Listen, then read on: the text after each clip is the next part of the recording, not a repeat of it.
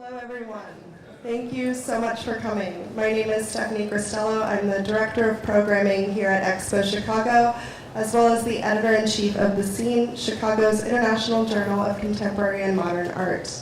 It is my distinct pleasure to welcome you all to Dialogues, presented in partnership with the School of the Art Institute of Chicago, presenting panels, symposia, and provocative artistic discourse featuring leading artists, curators, critics, and arts professionals on the current issues that engage them. Today we'll be presenting a panel entitled Art Criticism and Rock and Roll, moderated by Zachary Cahill, who's a curator at the Gray Center for Arts and Inquiry at the University of Chicago. This panel would not have been possible without the generous support of the University of Chicago Arts, so thank you all for everything that you've done to make today happen. Round of applause for that. We'll be featuring Jan Verwoert, Jörg Heiser, Svenonius and Nadya Tolokonnikova. Please join me in extending a very warm welcome to our panel. Thank you.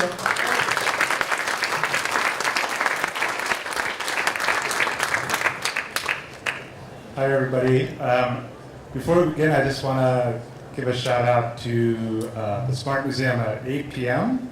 We are having an after party with performances by Stampa and Svenonius. So I hope you can all join us to celebrate as part of Revolution Every Day, which is an exhibition at the Smart celebrating the 100th anniversary of the Russian Revolution.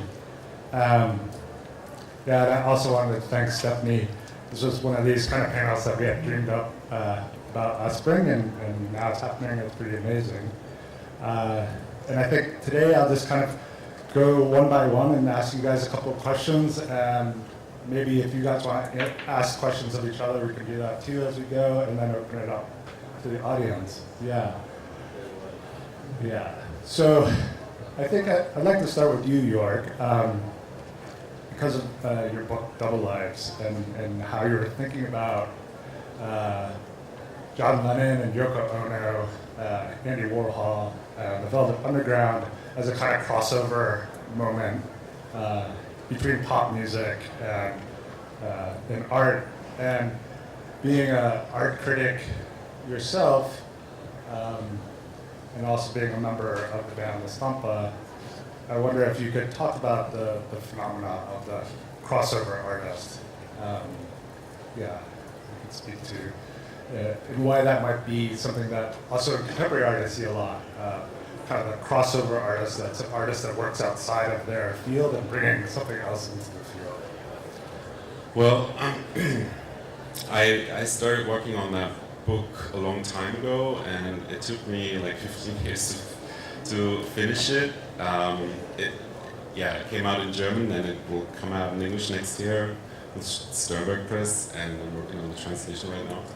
And as you said, I'm trying to look at the history of these kinds of, double lives between art and pop music. And I call it double lives because often it's not necessarily a crossover in the sense that people are trying to combine both things, but that they realize that in those two fields there are very different parameters often that often also collide. And I'm interested in that friction rather than just sort of celebrating some kind of smooth crossover going on.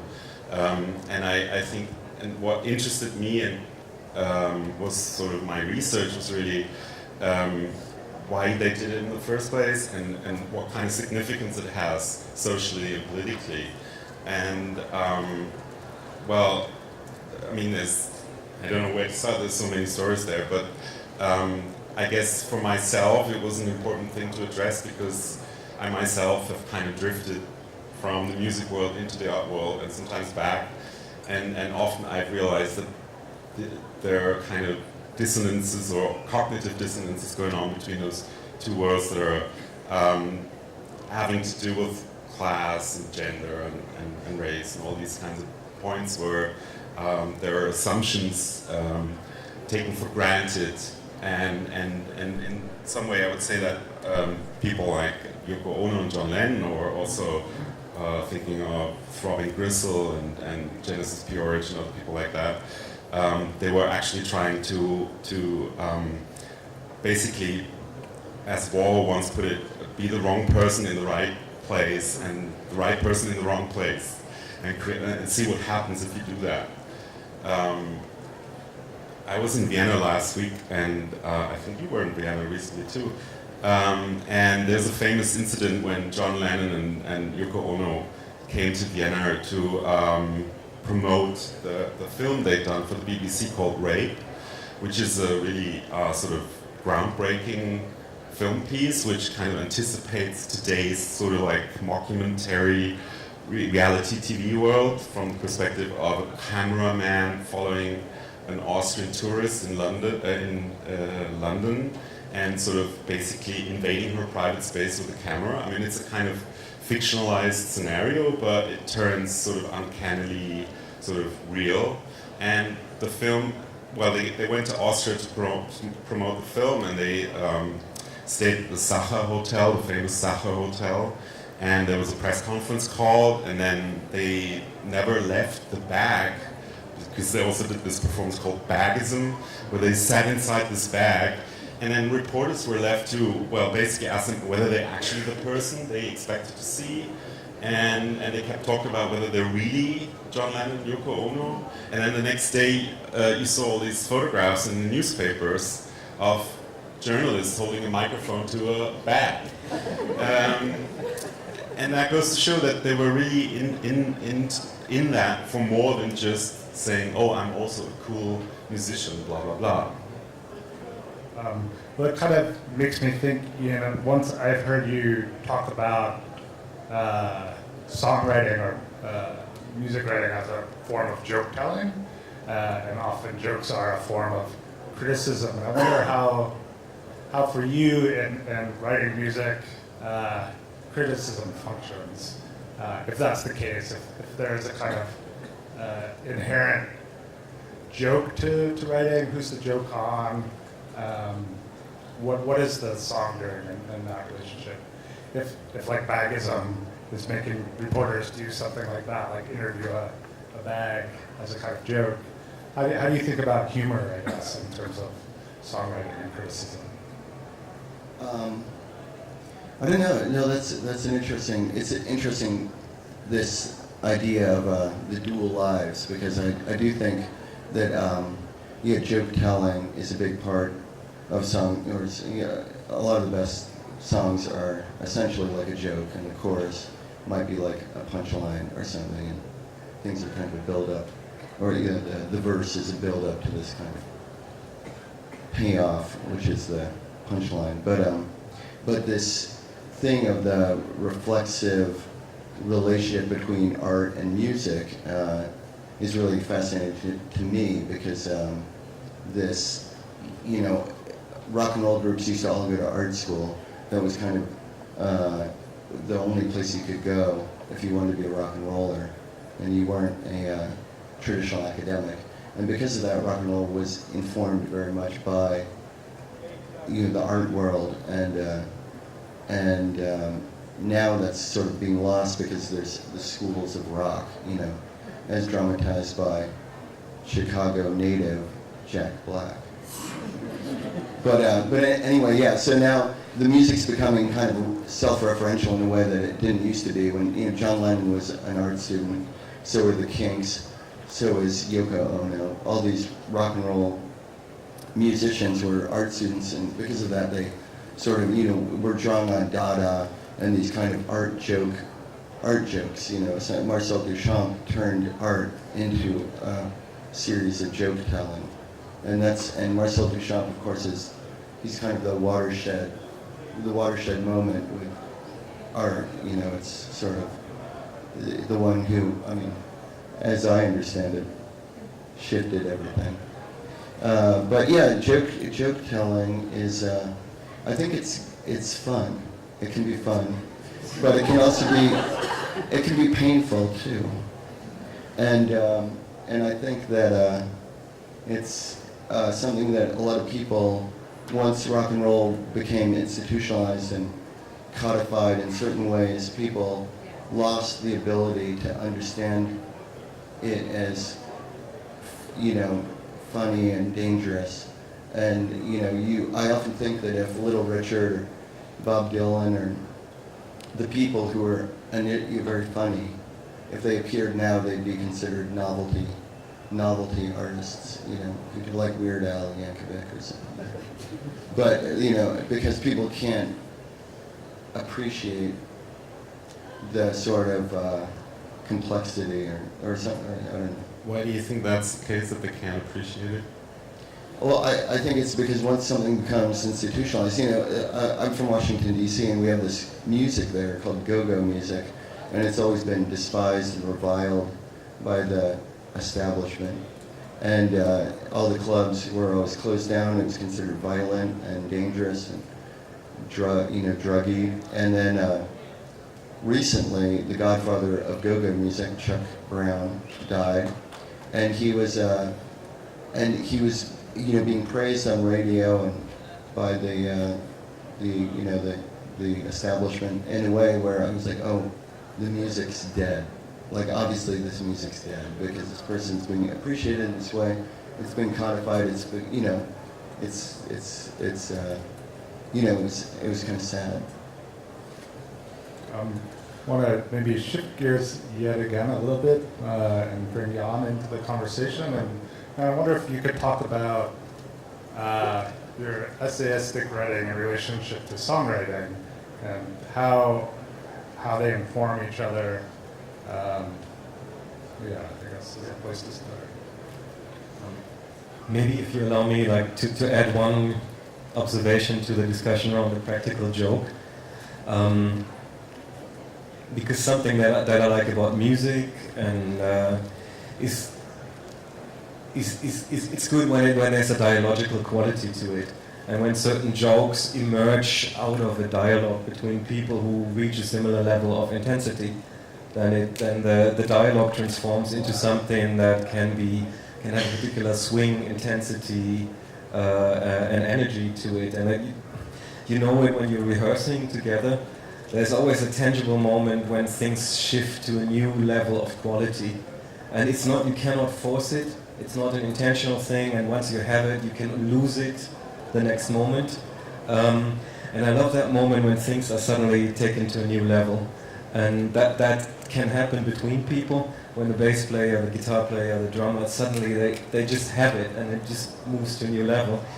And I sometimes, in lucky moments, I experience that in language, when you have kind of words bouncing around on the page and you go with the flow of the writing, you do a quick response, you throw something on the page of which you don't know whether it's true or not, that forces you to respond to it, and then suddenly it goes somewhere where you didn't know it could go. But it's a strange state to be in because you're fully focused, but at the same time you also have to kind of yield to the process. You listen, you respond. It's a strange state of consciousness between listening and playing. And I think in lucky moments in writing, I feel the same thing. When something happens on the page, you quickly respond, that triggers another thing. For me, that's what the essay does. You follow a thought that suddenly emerges in language as you would follow a sound that emerges as you're playing together, in the hope that it might take you to another level.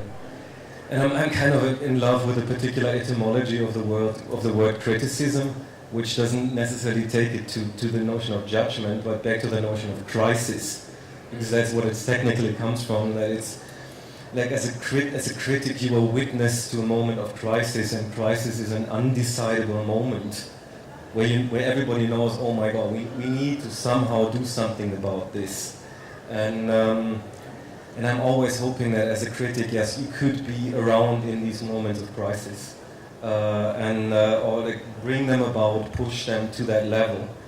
And that could be in a social political situation, that could be in a situation at an art school, where you sit in someone's studio, or you run a seminar, or it could be in a rehearsal space where you have a musical problem and you feel like, listen, we somehow need to get this together and resolve something unresolved, in the hope that you could get to the point when suddenly some qualitative leap happens.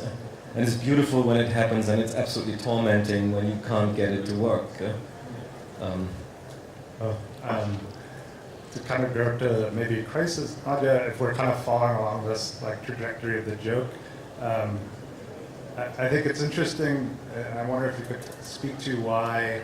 I think you said somewhere that the figure of the holy fool of punk when you did your performance in the church, why the holy fool seems to have inflicted a kind of an acute crisis for the state. Why that was a way of what it was about, I guess, about art that made the state so nervous, or how do you think about it? I mean, our state is just nervous generally because they know that they're on their own place and they're not supposed to have this money and this power that they do have. So that's why they're in a state of constant crisis. And my job is to just make them even more nervous. And why it is important to be fool, or as I say, kid, because kids and holy fools, they are not living in stereotypes, so they are able to ask super simple but super important questions. Like, what the fuck are you doing here for 17 years and you're making more and more corruption for my country, and my education is bad, and our medicine is bad, and everything is falling apart, but you're still trying to tell us that, actually, 80% of Russians are voting for Putin. Yeah, but when I'm walking around my country, I kind of see this 80%. So,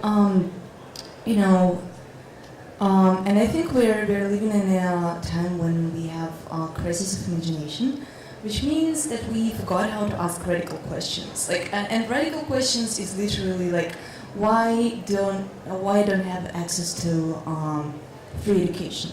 Why I have not access to reliable, good medicine? And strangely, these questions, they are radical nowadays, but I mean, yeah. And the reason why I think that they are radical, because I spent 2 years in jail asking these kind of questions. So, yeah. And, can I come back to previous discussion about art and music?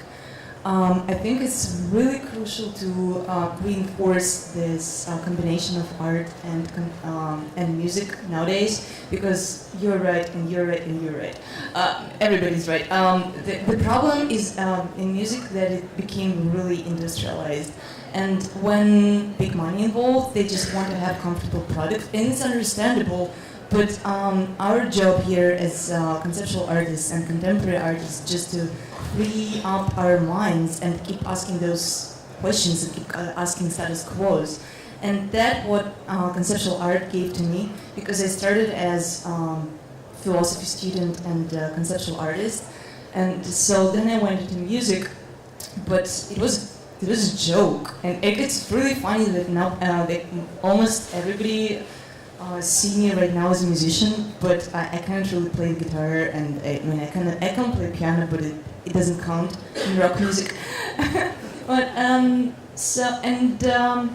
I think when you have this crosses between different disciplines, that's the point when you can really invent something new, and when you really can create this crisis that can lead us to something that will change the whole cultural landscape. And what's other reason of doing art rather than, if you cannot change cultural landscape, then you're not an artist. You are, you're doing good craft. Maybe you're a designer, but you're not an artist. Art is about crisis, definitely.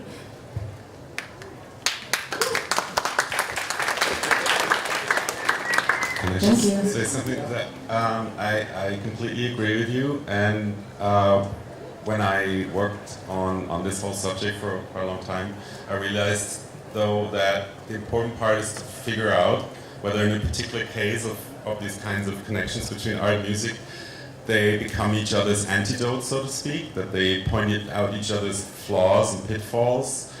Let's say the art world, as we know, is often dictated by, the very sort of brutal rules of a luxury market. And like you said, the music world has become an industry that's often ruled by, you know, merch, and a lot of bands are forced to play stupid sort of sponsored gigs for, I don't know, headphones or whatever. And I think that art and music are there to undermine these pitfalls in each direction. And that's when it becomes interesting. It doesn't become interesting if they just celebrate each other's bullshit. And that's the point that we have to keep in mind, I think, when we talk about these kinds of cool crossovers. I think if you're jumping from one identity to another all the time, so you're not sticking with one set of rules. So let's say if somebody's telling me, oh, you're failing as a musician, you're not really popular. I'm like, whatever, actually I'm a conceptual artist. And then people are like, oh, you're yeah, like where are your artworks? Why are they not at the Chicago Art Expo? And I come, no, actually, you know, I'm a writer and I wrote a book. And so I keep just going through one set of rules to another, and it keeps me free. Jörg, I wonder, you talked about that crisis in music and art production. Is there a similar type of crisis in criticism itself, do you feel? I guess there is, and it's part of a crisis in broader society because, you know, we all know about gig economy and zero contracts and all this bullshit that forces people to suck up to other people for the next job. And you know, I mean, there's always been a kind of, let's say, corruption of the job of the critic in the sense that you're not in a bubble, there is no money, magic money tree, as Theresa May calls it. There's no magic money tree, but you somehow have to establish yourself economically.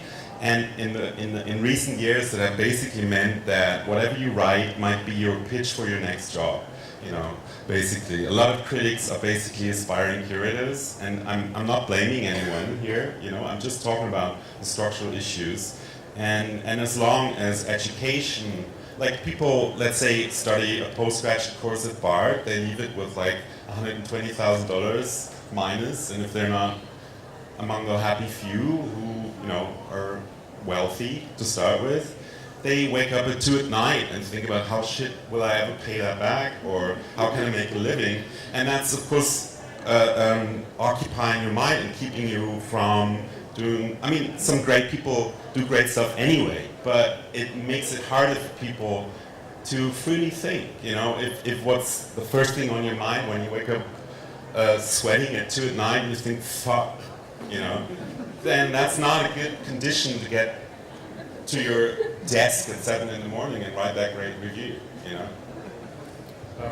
It always comes down to wealth inequality. I mean, it's like, I think it's all about all professions nowadays, so that's why we need to fight inequality. Absolutely. Well, I was going to say that you're talking about the job of the critic, and in the modern age, especially, you know, there's this idea that we want somebody. There's this, the critic and the internet seem very, or the new kind of prominence of the critic seems to be very much linked to the absolute authority of the internet, and the fact that everybody has, like this, the you know, the development of the internet, which was supposed to be extremely democratic, has turned out to actually be this kind of incredibly authoritarian, central, you know, robot that tells us what to do. And the critic in the modern age seems to be less like, you know, Lester Bangs, like a hip friend, than to be more like the GPS, you know, that just sort of tells you who you are, what you're doing, and where to go.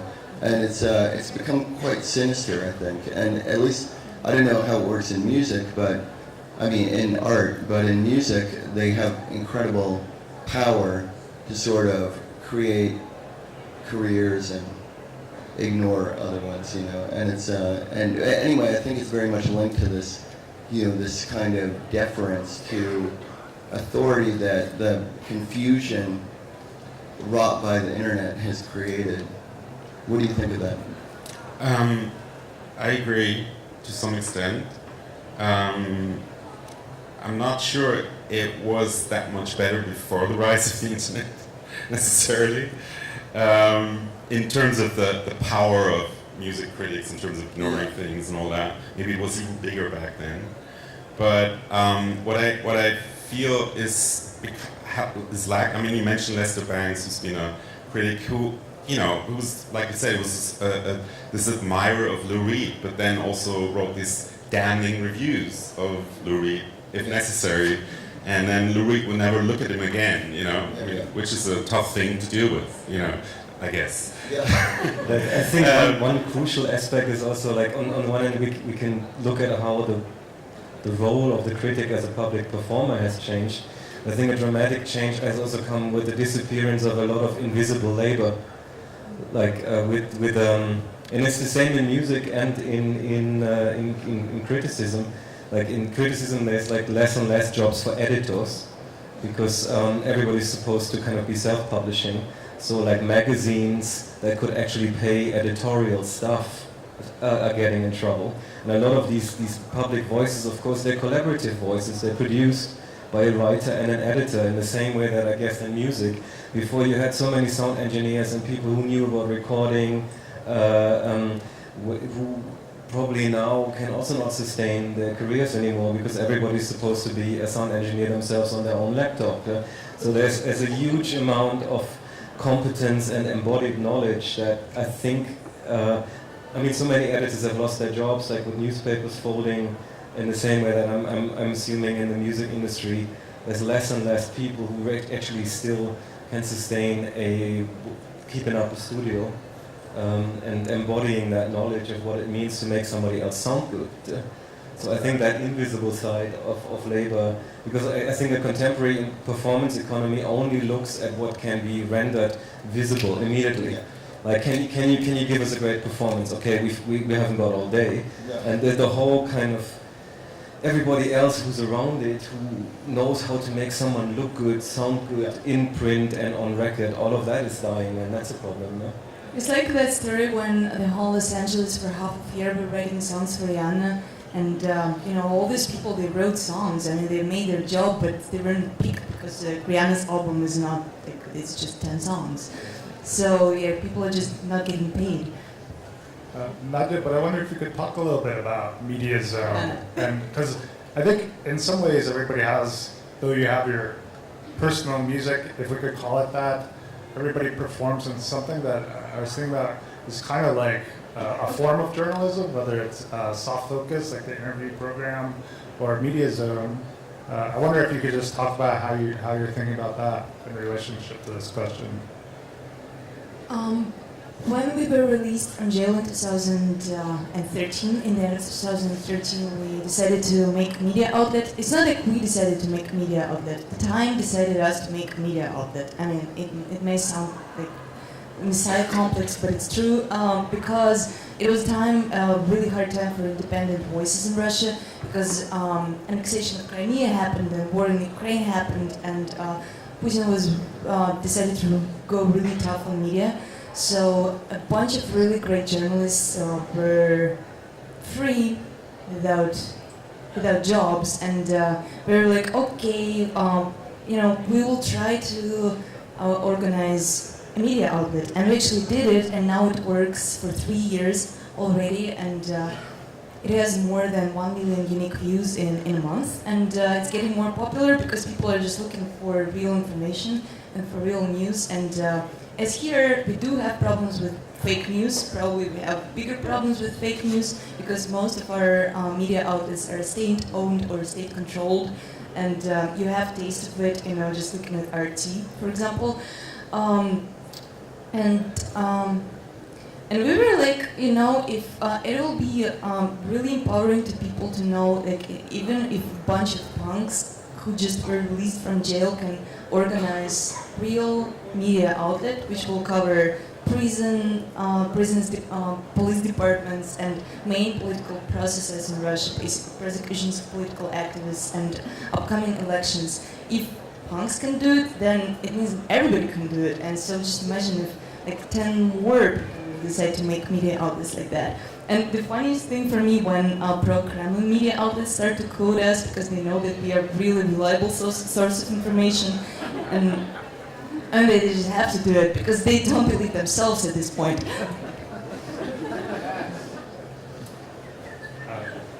Yeah, I wonder if you could talk a little bit about self-focus and how that relates to your musical practice, the interview program. Oh, it doesn't. No, it's an interview show that I did, and yeah, but it was fun. But I would say no, it's just it's just Double life. it's a double life exactly, and the two shall not brush against each other. But yeah, I do think that yeah, I don't know, because I think rock and roll music is kind of it's supposed to be somewhat irrational.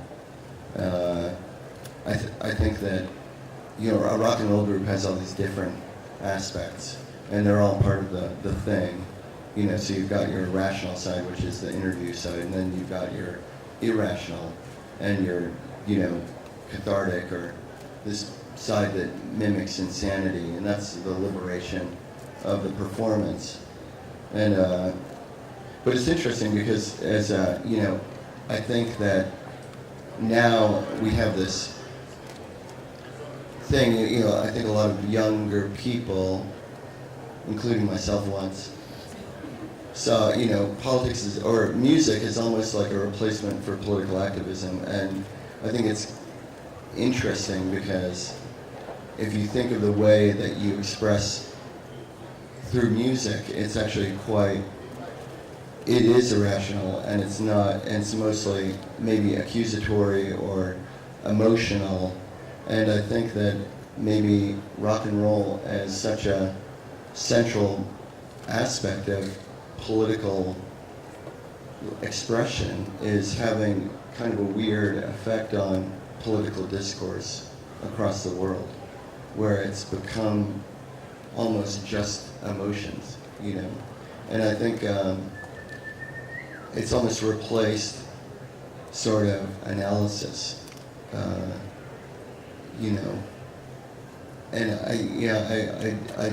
I'm not, I don't know, I think it's dangerous.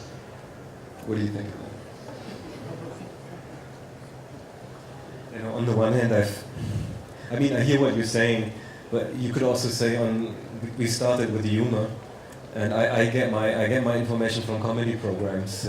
Yeah. So I listen to Trevor Noah to update myself. I listen to Colbert, and I think at the moment, like some of the best, what used to be editorials, good editorials in newspapers, is comedy programs. So on that level, like there is analysis, there's really good analysis, but rendered accessible through laughter, and that I hugely respect. On the level of my micro utopia would be that maybe it's not about rational, irrational, it's more about psychic resonances. So like a public voice creating the possibility of psychic resonances. Doesn't mean like I feel what you feel. It's more like, can there be a place where we are somehow in the same zone of resonances, where there is a voice that puts out a few words, and I can that these lines that you put in my head, I will walk around with them. I will live in these words for a bit, and they could be a melody, they could be a text, and I wake up in the morning. I was listening to the makeup, and I wake up and then I was like, here comes the judge, and then I go through the lyrics like, here comes the. And it's almost like public architecture. Yeah. Like when language becomes like public architecture, it's like, dude, I'd rather be in that house than in another house, and then I can live in that house psychically. And so I think it's psychic house building in language. And I agree. Yeah.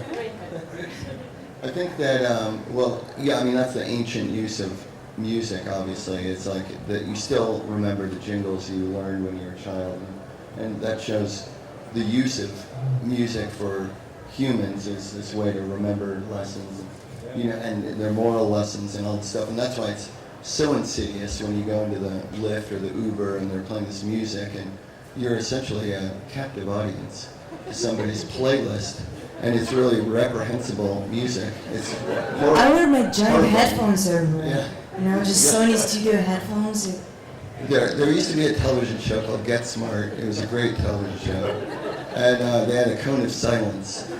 This thing that would lower down and you could just be in silence. And that would be a great thing. Anyway, but I think that, yeah, it's, I think that's why we have to really, think about the power of music, because it does stay with you. And it's like you'll walk by something and some tune will jump in your head and you realize, oh, that was invoked by something I saw. But one thing I would say is that, music, punk music, which is now all music has essentially been informed by punk, what we call punk. And punk in England was really an academic movement. It was like situationism. It was essentially rock and roll appropriation of, in America, gay culture, and then in England, of situationist international. And it's had extraordinary resonance, and situationism is essentially these, nasty slogans. But what do we do with those nasty slogans? That's what I mean. You know what I mean? You keep them alive. But what we also see in the current moment is that it seems the hardest thing to break the spell of like tribal thinking, of a certain kind of mob mentality that's building amongst people in certain quarters of society, and you feel like that there's no access to a certain kind of framework of thinking. And it made me think of how this American psychologist in the 50s, in an era that unfortunately some of its sort of spirit we have to relive now. Lionel Festinger, he came up with this idea of cognitive dissonance, and he first came up with the idea when they decided to look at or observe a cult that had built in Texas, where people said, okay, on 8th December 1959, the UFO will come as the flood comes, and the UFO will take us away to God. And they said, that's the perfect scenario for us to find out what will happen after that date of 9th December. Yeah. And they made that research, and they found out that people stuck to the belief, even though the UFO didn't come. So they kept finding excuses why the UFO didn't come. Like, oh, there must have been something wrong with our measuring. Uber is delayed. Yeah, or it's delayed for half a year, but it is coming, But of course they never took the most obvious thing, that there might not be the UFO. So, well, it turned out that the only way to get anyone in that cult to reconsider was to somehow isolate them from the cult, to get them outside of the group pressure. Yeah. Right? And I think this is something, if this is the starting moment of the idea of cognitive dissonance, and art and music being so much about cognitive dissonance, the best art, the best music, yeah. Something that you just can't play, something that just doesn't fit your preconceived patterns of experience, then that means that really good art and really good music is more important right now than ever, I think. I think that might be a really great spot to open up questions to the audience. And maybe we'll get some help moving the mic around. But if you guys have questions you want to ask, over there.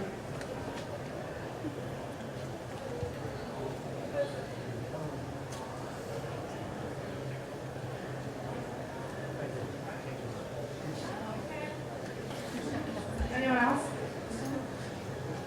I just want to say I think Chicago is just a really great town. I wanted to say that recently I was really into a theory of superstrings, and actually it gave me an explanation why music is such an important thing. Because if we all consist of strings, it means that then music, every song basically is still a prayer. And prayer it's not they didn't just invent it for no reason. So we just have to keep doing prayers. What do you think the reason was? Because it makes you high. No, seriously, resonance, and you just feel like you're another being. and if you combine it with words, I think it's not used enough now. And I obviously would love to see more political music, but again, here commercial interests they are in the way, because if you're in America, if you're playing a song against Trump and you're a pop singer, then you cut half of your audience and your label is not happy about it, and so that's why some of them they're not vocal, and that's the truth that you're facing. Charlemagne introduced the Gregorian chant. You guys know about this because you're journalists. Hey, I just want to say that of all the speakers on the stage, I'm besides Zach, who's the mediator, I'm the only one whose first language is English, and therefore these people have a great advantage over me. Question.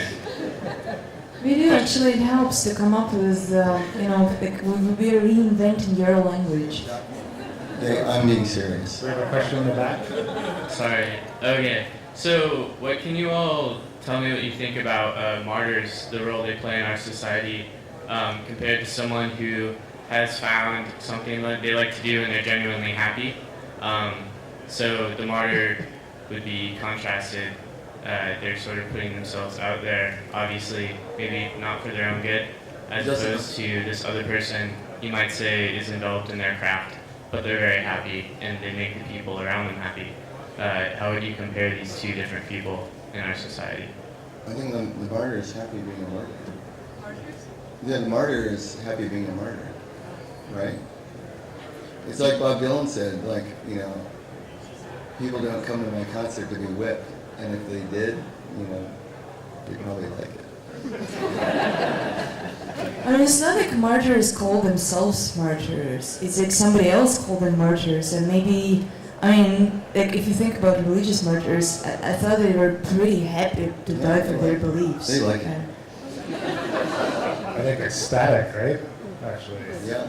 I felt something like that when I was in prison. I wasn't totally miserable because I thought that I'm doing such an important thing. I'm standing up for my beliefs, and actually, I felt good. Sometimes just physically feel like shit because there is no medicine and there is the deprivation of all possible senses. But on the level of spirit, you feel pretty great.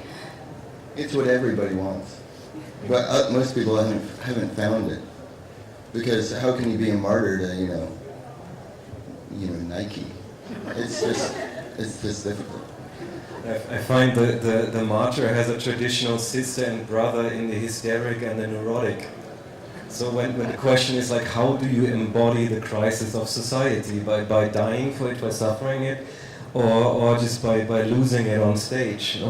So there's a moment in the 19th century when you get the introduction of what was I think technically called American nervousness.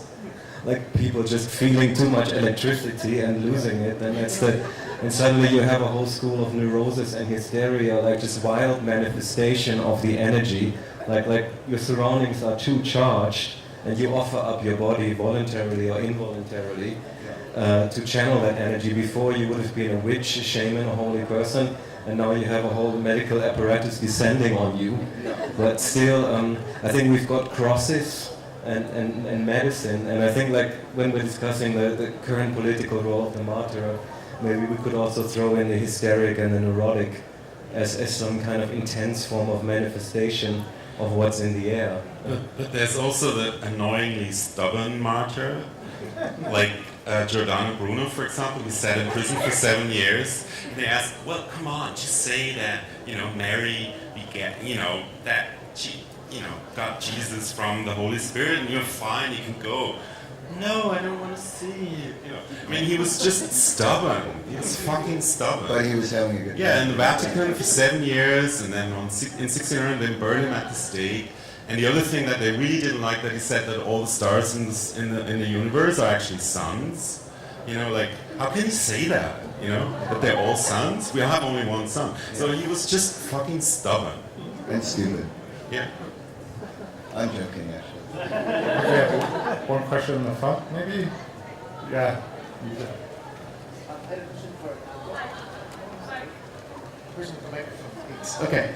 I had a question for Nadya. I actually just spent a week in Russia, in Samara, where, which used to be the capital during World War II, as you know.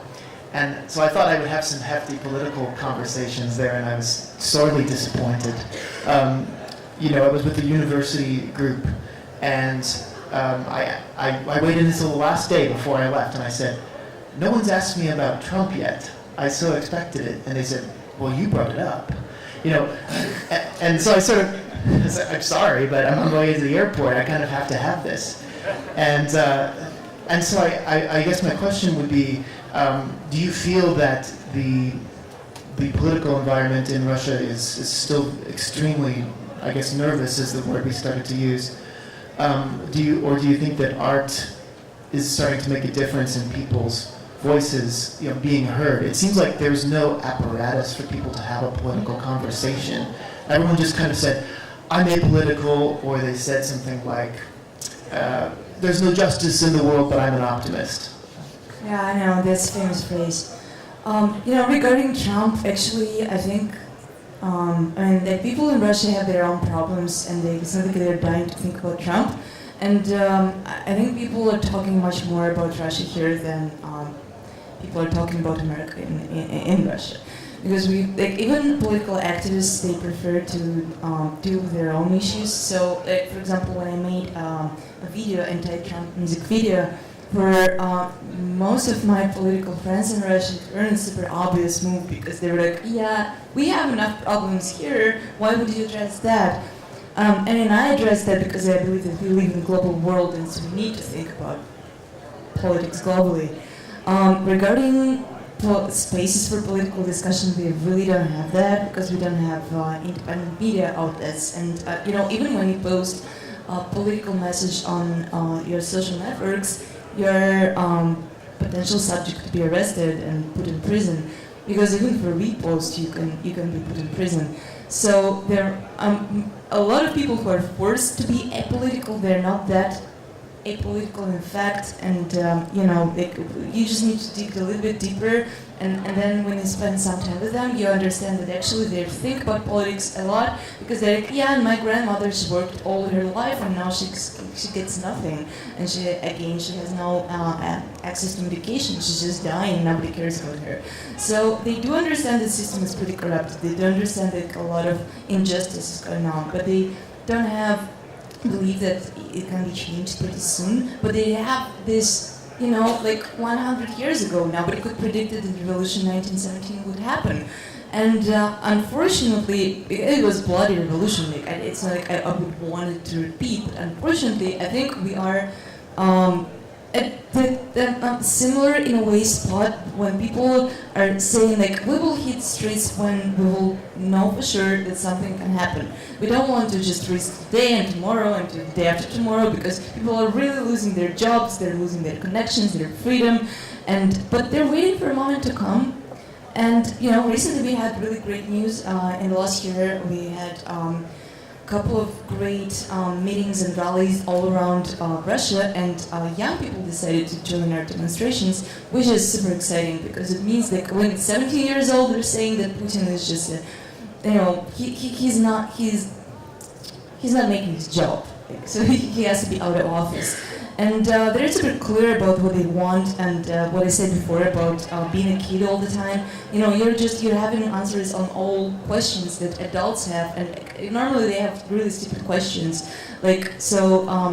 After these rallies, these kids were called to principal's office, and they're like, principal is like, "What do you want?" They're like, "We want justice." It's so clear, and then principal was like, "But what is justice?"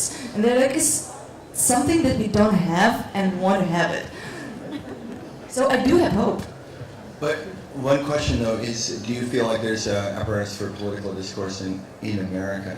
I mean, because it does seem like there's very, very strict guidelines to the way that we discuss politics.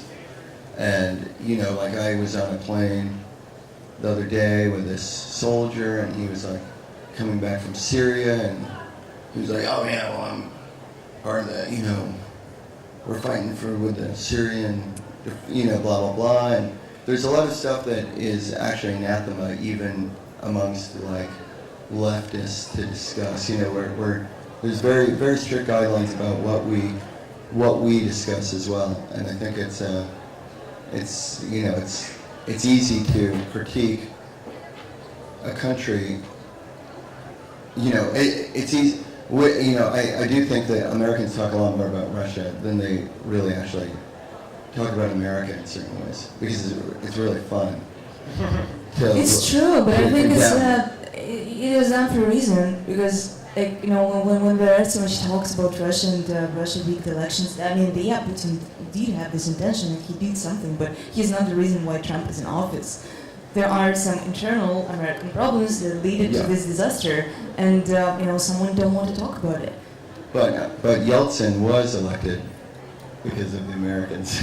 I mean, They helped, not really, because of Russian oligarchs who didn't want communism to come back, and they used American help. Yeah. I mean, yeah. I guess it's very that like Americans are obsessed with this Russian meddling, but America's meddled in quite a few elections. Quite a few. We have a question in the front. Hi, Ian. It's a great pleasure to meet you because I've been a fan of your books. I note they're for sale over here in the corner. Fantastic. The little pink book which I carry with me. Oh, in Wave, fantastic. and Censorship Now. Thank you. And they're fascinating examples of what one might call a kind of punk scholarship. They're very erudite on the one hand, but on the other hand, completely unexpected. A lot of cognitive dissonance for the reader, even the informed reader who knows basically what you're talking about. Thank you. Like your analysis of the Beatles and the Rolling Stones as Leninist and Maoist. It's completely brilliant. Thank you. But on the other hand, very marginal in the sense that they're not coming out from Simon and Schuster or even Verso books. Yeah. And so I wonder just if you could talk about your ambitions for those writings, what you imagine you're doing, whom you're reaching, whom you would like to reach with those books. Well, I have no ambition, actually, honestly. Okay. Yeah, I didn't know. I just wrote the book, and I was like, oh, I should make this into a book. Or I wrote the essays, and then I approached my friend Dan Koretsky from Drag City Records from Chicago, Illinois, and he agreed to put it out. Yeah, Chicago, great town. But yeah, and then it was it resonated with people. Mostly because of the smell of the book. It really smells great, yeah. So I don't know. I don't really know what's supposed to happen. I think that all of us probably, or you and all. I mean, I don't know. We're just clambering through the darkness. Another question? All right. I was really struck by that. And I was surprised that it came from me, and this idea that emotion is taking over analysis. And I want you to talk about how that's sort of about form and content, because you were saying that you get your news from comedy, but I was thinking that seems like a different form, and I would think that that's gonna inform what you're getting, the content, what the information. And do you think it's acceptable for these emotional forms to kind of replace less emotional forms? Do you think that there needs to be a balance, or? Yeah, I mean, I guess that's what I was suggesting. I wasn't saying I get my information from comedy. That was. No, I know. I know. But I do. I probably do actually. But more like Chaplin. Yeah. I mean, I guess that's all I'm saying is like having, being in the trenches, of rock and roll, like probably most of us are, and you see this kind of, the kind of politics that are happening, where it's this sort of, I mean, I do feel like we are the vanguard, and what we do has its long tail of the way that it affects culture. And a lot of people have said this, and I was probably the first one, that Trump is a really punk president. Actually, I was saying that George W. Bush was a punk president because his whole thing was like, he was like an amateur, you know. He's the amateur, and he's like the everyman, and like, hey man, you know, scholar, virtuosity is bogus, you know. I'm just gonna, you know, do this, and so I do think that what we do in, you know, music and art and everything has this long, you know, it's what kind of creates the culture in certain ways, you know, and what's, you know, what's acceptable. Like when Obama was elected and people are like, wow, this is great, there's a black president. I was like, he's like the 8th black president. You know, there was a guy in the West Wing, and there was, you know, there's so many in culture before, you know, that made that. And then Trump as the president is like just an obvious extension of mafia, you know, this obsession with mafia that Americans are nurtured on. But I forget what we were talking about. Sorry, I'm sorry. No. Can I maybe add one little thought on this emotion thing? Because I feel maybe it's a philosophical conceit or being picky about words, but I feel this whole dichotomy of reason versus emotion it has an inbuilt logic of dominance in it. I mean, from the days of Plato, it was always, okay, those who can control themselves have the right to govern. Have the right to govern those who cannot control themselves, meaning white males govern everybody else. And the price they pay is just by repressing whatever is marked as emotional in that dichotomy, where rationality is the seal of legitimate power and emotion is everything else. So I sometimes feel like there's reasons to redeem a term like the emotional from that fucked up dichotomy, or you just completely you ditch the whole thing. So let's not talk about reason and emotion anymore, let's invent something else. Right now I'm crazy about something like psychic, or like you read someone like Bergson, he talks about intuition. It's like a term of which we don't quite know what it is, but something that pushes us out there into a space where... I live by that. Yeah? Where some strange confluences are possible, where that psychic architecture can be built, and in the hope that we can get away from certain established patterns of dominance that go by the logic of reason versus emotion. Yeah? Well, maybe I misspoke when I said emotion. What I mean is this gestural thing, which is purely, you know, accusatory, or it's dramatic in this way, which, you know, the resolution is like, you know. Yeah. I guess that's what I mean. Is like the idea of a screed as this. You know, if you look at discourse right now, it does feel more kind of closed than ever before. With people like this UFO cult, you know, everybody's like, this is what I think, and it's like, you know. But the intuition usually breaks that closure, and it's as poetic as it can be political. Okay, what's the right thing to do now? Anybody has an idea? What's the intuition? What can we do? Yeah. Can I just add to that, though, that I've been obsessed with good investigative journalism over the last year or so, or longer maybe, and I think you could look at it and say, yeah, that's a boring job, you just investigate things, you look into archives, you look into files and all that stuff, but in fact, that kind of work is emotional in its own sense, in terms of maybe the kind of urge to keep pushing, to find the source, to keep talking to people even though it's uncomfortable to talk to them, to do this kind of work, whether it could also be in art criticism, by the way, it doesn't only have to be in political journalism. I feel like I really want to learn more about who runs Artsy, for example. I really want to learn more about who's on the board of the Whitney and has paid for Trump. Like Andrea Fraser has actually investigated that. She found out, okay, some of the white on the board of the Whitney paid $1 million to the inauguration. That's the kind of intensity and kind of urge and stubbornness to go after that I really appreciate, and that sort of is maybe a counterpoint to a more sort of intuitive, which is also very important, more intuitive sort of analysis or you know, a proposal of new ideas. We would like to round it down with 2 last questions, so one over there first.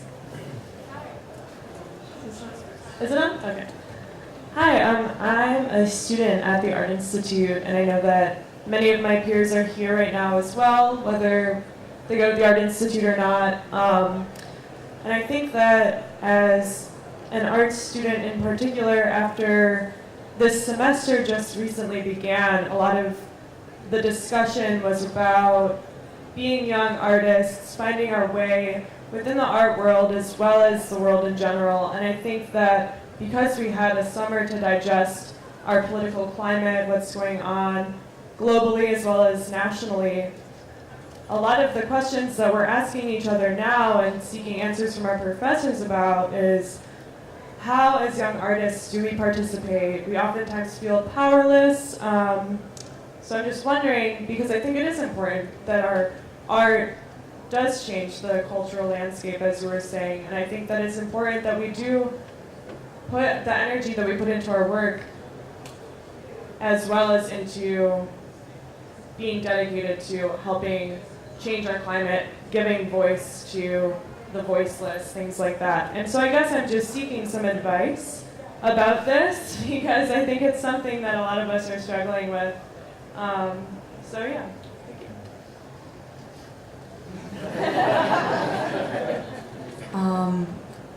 I mean, my general advice about political art is just to be less serious about it, and we discussed it before, it's about fun and joke, and for some reason I think it happened in Western culture, politics and art, they got separated, and people started to treat politics so seriously, so they became alienated from politics, and they're thinking, oh yeah, politics is something about gray suits, yeah, but it's up to you to make politics better, so that's why we put on our masks and go perform in public spaces, because for us, that's the politics that we want to see.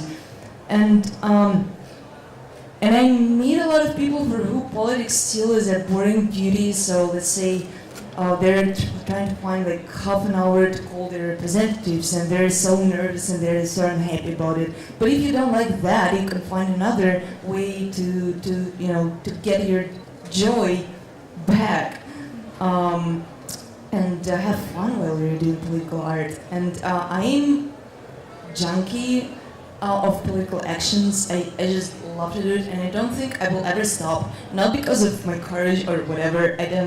I'm not special in this way. I just love it. I love how it feels. I love how collective action combined. You have the whole spirit of all people who are in the room, who are part of this collective action, and it just cannot be replaced by anything else. It's precious. I would probably say two things. And the first thing is like never underestimate your power.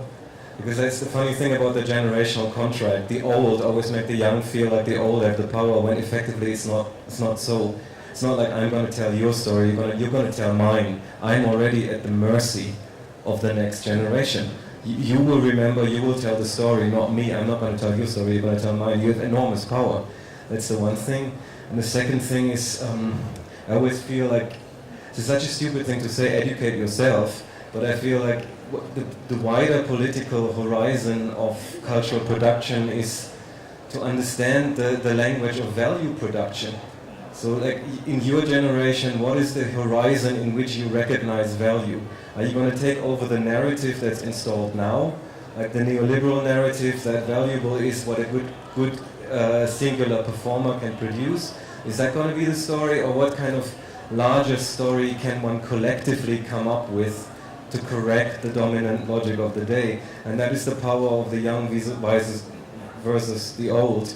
When the old are already going down with the narrative that they're caught up in, you can make up your own. I mean, I remember like a story like when I was in Armenia, and people were saying, like we had all these books about modern contemporary art, but they were written by Soviet scholars who were saying that's bourgeois bullshit.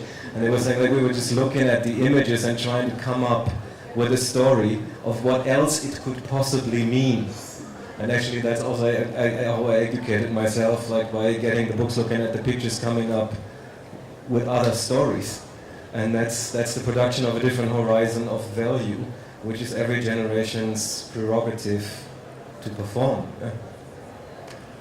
I think we have time for one more question. Hello. Whoa. Hi, hello. Thank you for the microphone. Hello. I've been thinking almost constantly lately about, or my whole life maybe, about the sort of absolute individual and cultural necessity of making and engaging with art, and that absolutely includes rock and roll, a large part for myself as well. And I mostly want to ask Nadya, because I'm just so excited to be in front of you and hear you speak, but whoever wants to talk, I guess. And there's something about being in the context of Chicago music and Chicago art, as someone who has not really had the conviction to thrive in capitalist institutions, or to sort of make my best use of that. There's sort of a fringe thing happening in my life. And there's what you guys were talking about before with the incredible sort of industrialization and commodification and creation of social castes within art and within music. I wonder how, I don't know what I'm saying, to make art just in the context of this city alone is of absolute incredible necessity, and I think there's a really interesting struggle happening right now in art communities and music communities that I'm, sort of privy to, where we have a sort of absence of access and absence of criticism, of crisis, of dialogue. Yeah.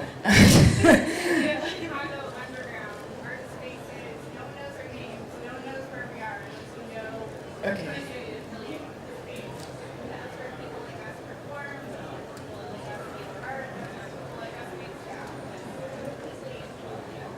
Do you have squads? Yeah. The underground. Sorry. I was captivated.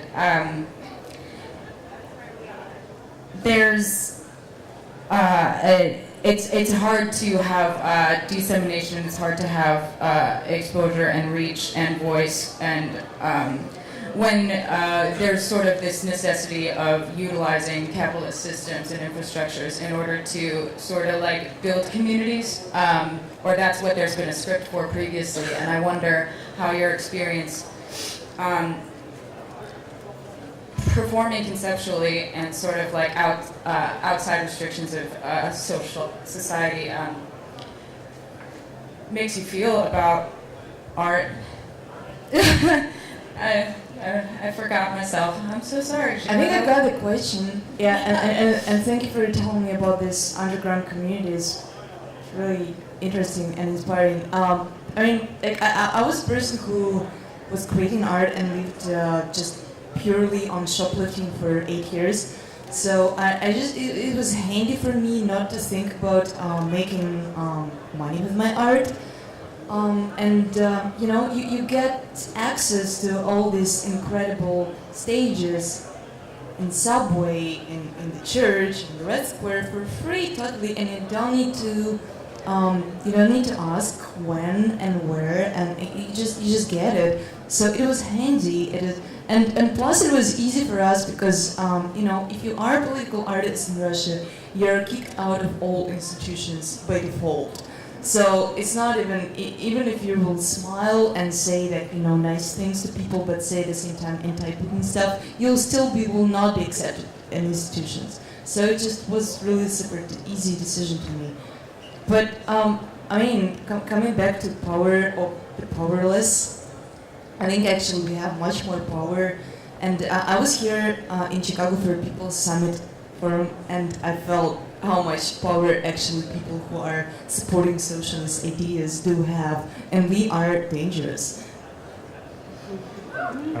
Seems like a great place to end. Thank you to our panelists. Thank you guys. That was great.